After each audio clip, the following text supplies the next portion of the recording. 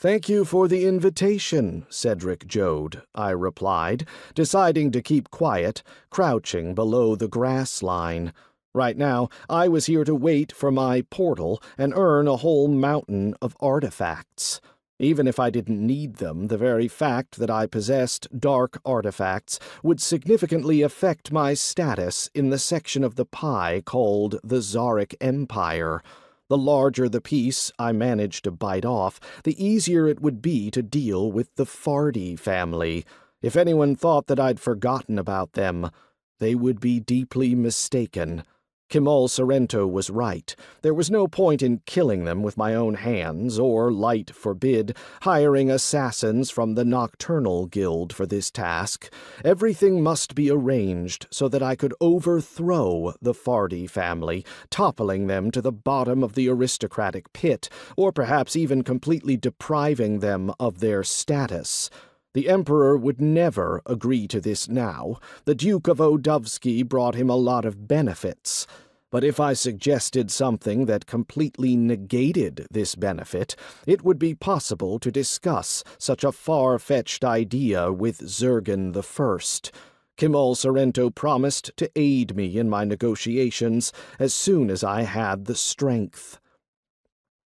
They didn't keep me long. A few meaningless phrases, a conversation about nothing, and finally I was left to my own devices.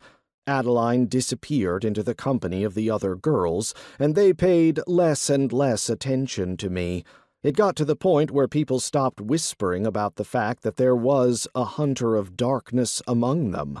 This suited me, and I had already begun to think about how to quietly escape from this celebration of life when the doors of the hall opened and the loud voice of the herald attracted everyone's attention.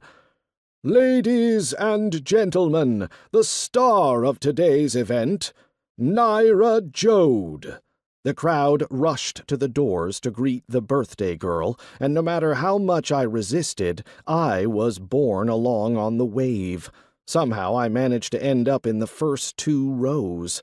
The rhythmic click of heels was heard, and an 18-year-old girl appeared at the door, preparing herself to stand in front of the altar of development. My heart skipped a beat, and the world ceased to exist for me. The space darkened, but a single ray of light remained, keeping me from the final darkness. This ray of light slowly entered the hall and smiled at everyone gathered, waving her arms. Our glances crossed for just a moment, but my treacherous heart skipped another beat. In place of Naira's eyes, there was nothing but an absolute and all-consuming darkness.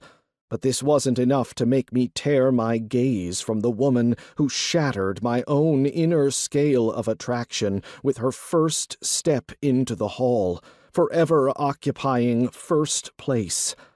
Naira Jode was perfection.